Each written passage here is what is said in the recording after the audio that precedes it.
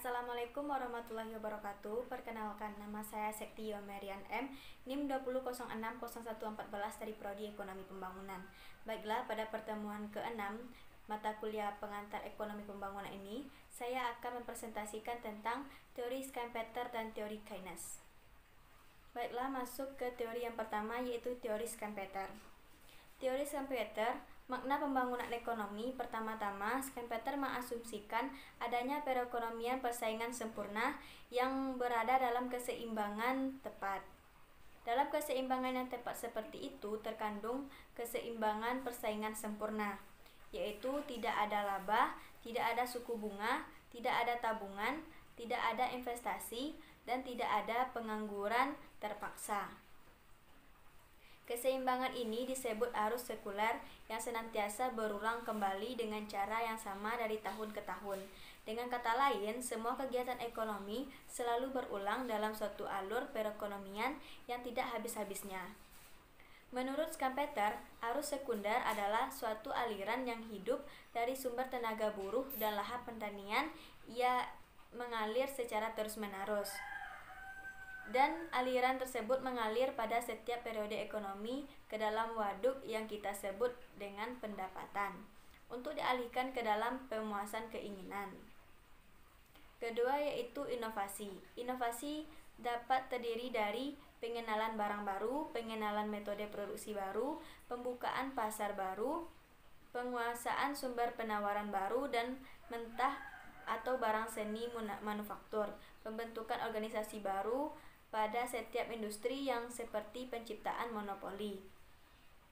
Menurut Schumpeter, pengenalan produksi baru dan perbaikan terus-menerus pada produksi inilah yang membawa kepada pembangunan.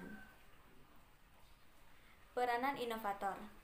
Schumpeter memberikan peranan inovator tidak kepada kapitalis tetapi kepada pengusaha. Pengusaha didorong oleh keinginan untuk mendirikan kerajaan bisnis swasta, keinginan untuk menguasai dan membuktikan superioritasnya, kesenangan membuat dan mendapatkan sesuatu, atau sekedar mengeluarkan kepintaran dan tenaga seseorang. Untuk menjalankan fungsi ekonominya, pengusaha memerlukan dua hal. Yang pertama yaitu adanya pengetahuan teknologi, dan kedua kemampuan mengatur faktor-faktor produksi dalam bentuk modal pinjaman. Kritikan terhadap teori Schumpeter. Pertama yaitu keseluruhan teori Schumpeter didasarkan pada inovator yang dianggapnya sesuai pribadi yang ideal. Kedua yaitu menurut Schumpeter pembangunan ekonomi adalah akibat dari proses siklus. Ketiga yaitu pendapatan Schumpeter bahwa perusahaan siklus merupakan akibat inovasi juga tidak benar. Keempat yaitu Schumpeter menganggap inovasi sebagai sebab utama pembangunan ekonomi. Kelima yaitu Schumpeter dalam teorinya terlalu banyak menekankan pentingnya kredit bank. Keenam, analisa Schumpeter mengenai proses peralihan dari kapitalis sosialis tidak benar. Lanjut ke analisa Schumpeter dan negara terbelakang. Kemungkinan penerapan teori Schumpeter pada negara terbelakang begitu terbatas. Pertama yaitu perbedaan tatanan sosioekonomi. Teori Schumpeter berkaitan dengan tatanan sosioekonomi tertentu yang ada di daerah Eropa Barat dan Amerika pada abad ke-18 dan 19. Pada masa itu sudah ada beberapa persyarat pertumbuhan. Di negara terbelakang, kondisi sosial ekonominya sama sekali berbeda dan tidak ada persyaratan pembangunan dalam bentuk overhead ekonomi dan sosial. Kedua yaitu kurangnya kewirausahaan.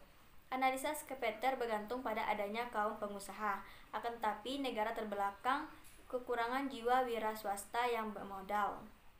Ketiga yaitu tidak dapat diterapkan pada negara sosial. Analisa Schumpeter tidak dapat diterapkan pada mayoritas negara terbelakang yang mempunyai kecenderungan sosial. Keempat yaitu tidak dapat diterapkan pada ekonomi campuran. Inovator adalah pengusaha swasta yang tidak sesuai dengan ekonomi campuran masa kini. Di negara terbelakang, pemerintah adalah pengusaha yang paling besar. Kelima yaitu yang dibutuhkan adalah perubahan kelembagaan dan bukan inovasi. Keenam yaitu asimilasi inovasi. Pengusaha di negara terbelakang tidak berada dalam posisi mengadakan inovasi, malahan mereka mengambil inovasi yang terjadi di negara maju. Ketujuh yaitu mengabaikan konsumsi. Penilaian ini sekarang terlihat pada adanya kecenderungan maju negara kesejahteraan di mana pemerintah dan konsumsi memainkan peranan penting. Yang kedelapan yaitu mengenai tabungan. Penekanan utama Schumpeter pada arti kredit bank mengabaikan arti tabungan real dalam investasi. Yang kesembilan yaitu mengabaikan pengaruh eksternal. Menurut Schumpeter, pembangunan merupakan hasil dari perubahan yang muncul dari dalam perekonomian. Tetapi di negara terbelakang, perubahan tidak terjadi dari dalam perekonomian. Malahan, perubahan tersebut adalah hasil dari gagasan teknologi dan modal impor. Yang ke-10 yaitu mengabaikan pertumbuhan penduduk. Schumpeter lalai mempertimbangkan dampak pertumbuhan penduduk pada pembangunan ekonomi suatu negara. Yang ke-11 yaitu penjelasan yang tidak memuaskan mengenai tekanan inflasi. Pada sistem Schumpeter, gerakan inflasi merupakan bagian integrasi dari proses pembangunan, tetapi gerakan tidak mencakup inflasi jangka panjang. Masuk ke teori yang kedua yaitu teori Keynes. Teori Keynes berkaitan dengan negara kapitalis maju. Pendapatan total adalah fungsi dari pekerjaan total dalam suatu negara. Semakin besar pendapatan nasional, semakin besar volume pekerjaan yang dihasilkannya, demikian pula sebaliknya. Volume pekerjaan tergantung pada permintaan efektif. Permintaan efektif menentukan tingkat keseimbangan pekerjaan dan pendapatan. Permintaan efektif terdiri dari permintaan konsumsi dan permintaan investasi. Hubungan antara kenaikan investasi dan pendapatan ini oleh Keynes disebut multiplier K. Pengali multiplier ini mempertimbangkan hubungan yang tepat. Berkat adanya kecenderungan konsumsi tersebut antara pekerja agregat dan pendapatan agregat dengan tingkat investasi. Ini berarti bila investasi agregat naik, pendapatan akan meningkat dan besarnya adalah K kali kenaikan investasi tersebut. Rumusnya ialah delta Y sama dengan K delta I dan 1 dikurang 1 per K mewakili kecenderungan marginal konsumsi. Jadi pengali K sama dengan 1 per 1 kurang MPC. Keynes mengemukakan serentetan syarat pokok kemajuan ekonomi, yaitu kemampuan kita mengendalikan penduduk, kebulatan tekad menghindari perang dan perselisihan sipil, kemauan untuk mempercayai ilmu pengetahuan yang pedomani hal-hal yang benar-benar sesuai dengan ilmu pengetahuan, tingkat akumulasi yang ditentukan oleh marginal antara produksi dan konsumsi. Masuk ke penerapan teori Keynes pada negara terbelakang. Teori Keynes tidak dapat diterapkan pada setiap tatanan sosial ekonomi. Ia hanya berlaku pada ekonomi kapitalis demokratis yang telah maju. Asumsi Keynes dan negara terbelakang. Pertama yaitu pengangguran siklis.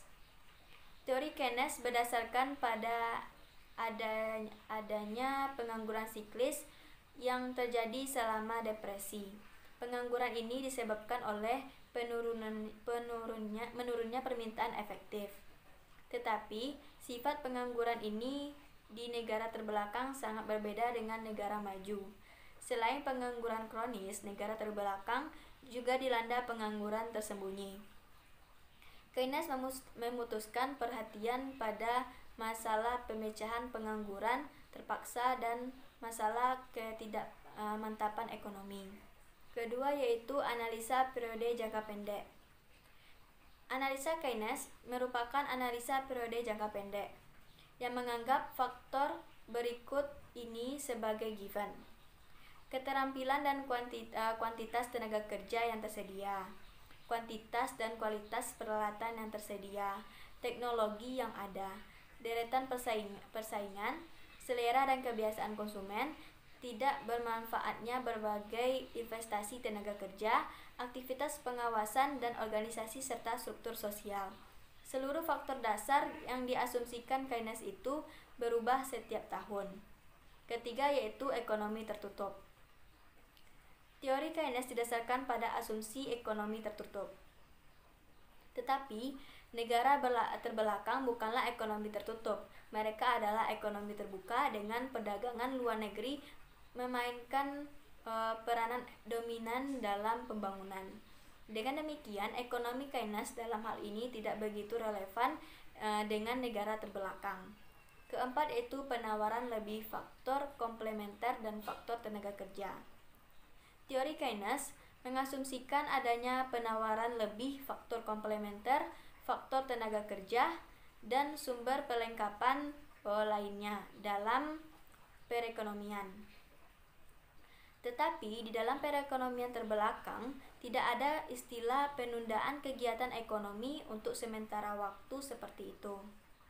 Kelima yaitu tenaga kerja dan modal secara serempak menganggur. Analisa Keynes bahwa tenaga kerja dan modal secara serempak menganggur apabila tenaga kerja menganggur, modal dan peralatan juga tidak sepenuhnya terpakai atau ada kapitalis lebih di dalamnya. Lanjut ke peralatan ekonomi Keynes dan negara terbelakang. Pertama yaitu permintaan efektif. Pengangguran merupakan akibat dari kurangnya permintaan efektif, dan untuk mengatasinya Keynes menyarankan agar memperbesar pengeluaran konsumsi dan non-konsumsi.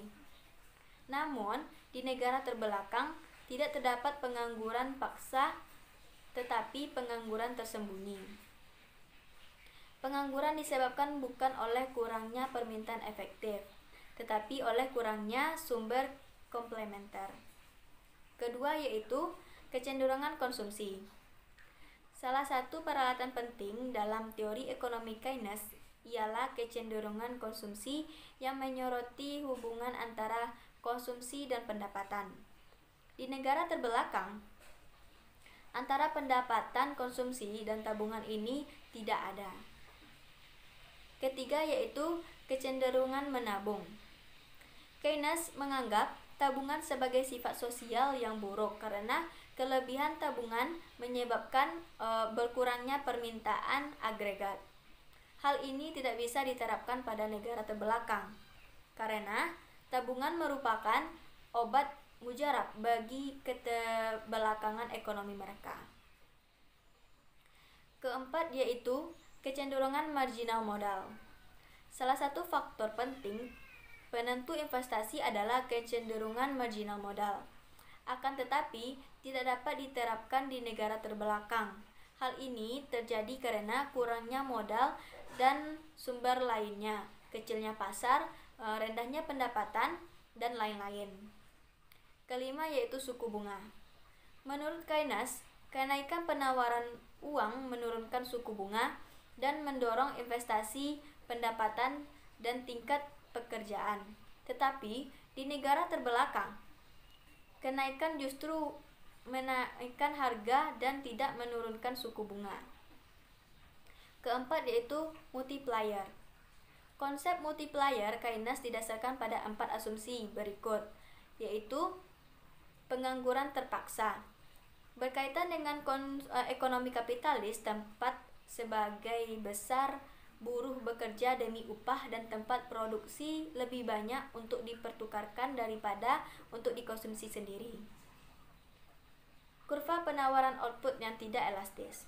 Kurva penawaran output yang tidak elastis lebih mempersulit lagi bekerjanya multiplier di negara terbelakang. Tidak adanya kapitalis lebih pada industri barang konsumsi dan sifat penawaran modal kerja yang cukup inelastis menghambat kemungkinan peningkatan volume output industri tersebut dan jumlah pekerjaan yang dihasilkan di dalamnya. Yang ketujuh adalah langkah-langkah kebijaksanaan. Kebijaksanaan tidak dapat dipertahankan berdasarkan kondisi yang berlaku di negara terbelakang. Baiklah, demikian yang dapat saya sampaikan. Terima kasih atas perhatiannya dan mohon maaf jika ada kesalahan. Wabillahi taufiq wa hidayah. Wassalamualaikum warahmatullahi wabarakatuh.